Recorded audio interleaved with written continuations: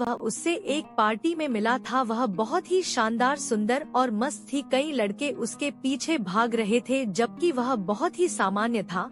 किसी ने उस पर ध्यान नहीं दिया। पार्टी के अंत में उसने उसे अपने साथ कॉफी पीने के लिए आमंत्रित किया। वह आश्चर्यचकित थी लेकिन विनम्र होने के कारण उसने वादा किया। वे एक अच्छी कॉफी शॉप में बैठे। वह कुछ भी कहने के लिए बहुत घबराया हुआ था। वह असहज महसूस कर रही थी। उसने सोचा कृपया मुझे घर जाने दो। अचानक उसने वेटर से पूछा, क्या आप मुझे थोड़ा नमक देंगे? मैं इसे अपनी कॉफी में डालना चाहता हूँ। हर कोई उसे घूर रहा था। कितना अजीब, उसका चेहरा लाल हो गया। लेकिन फिर भी उसने अपनी कॉफी में नमक डाला और उसे पी लिया। उसने उससे उत्सुकता से पूछा, आपको यह शौक क्यों है? उसने उत्तर दिया, जब मैं छोटा लड़का था मैं समुद्र के पास रहता था। मुझे समुद्र में खेलना पसंद है। मैं समुद्र का स्वाद महसूस कर सकता था, ठीक वैसे ही जैसे नमकीन कॉफी का स्वाद। अब जब भी मैं नमकीन कॉफी पीता हूँ मैं हमेशा अपने बचपन के बारे में सोचता हूँ, अपने गृहनगर के बारे में सोचता हूँ। मुझे अपने गृहनगर की बहुत याद आती है। मुझे अपने माता पिता की याद आती है जो अभी भी वहाँ रह रहे हैं।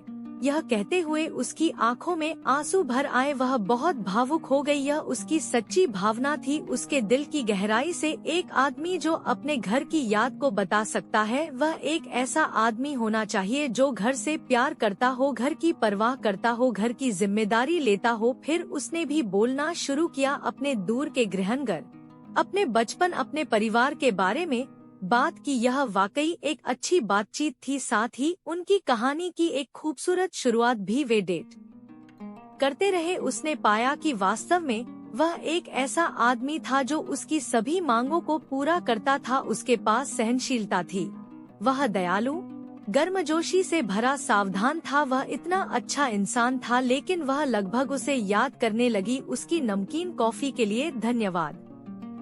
फिर कहानी हर खूबसूरत प्रेम कहानी की तरह ही थी।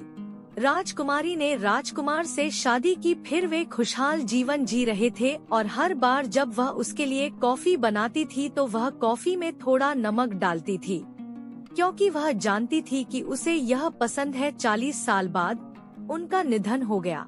उन्होंने एक पत्र छोड़ा जिसमें लिखा था, मेरी प्यारी, कृपया मुझे माफ कर दो। मेरे पूरे जीवन के झूठ को माफ कर दो। यह एकमात्र झूठ था जो मैंने तुमसे कहा था। नमकीन कॉफी याद है जब हमने पहली बार डेट किया था?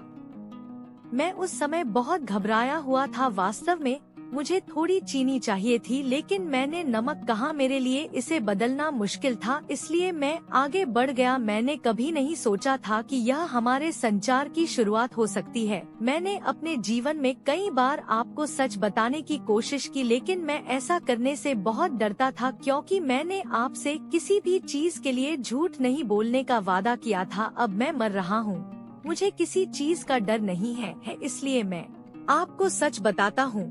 मुझे नमकीन कॉफी पसंद नहीं है।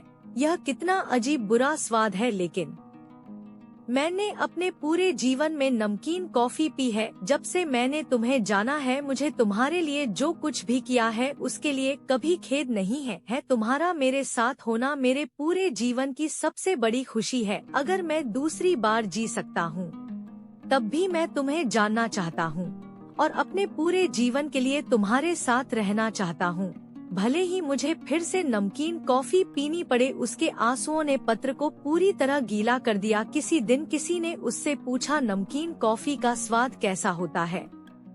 यह मीठी होती है, उसने जवाब दिया। प्यार भूलना नहीं बल्कि माफ करना है। प्यार करना नहीं बल्कि समझना है। सुनना नहीं बल्कि सुनना है। जाने देना नहीं बल्कि थामे रहना है।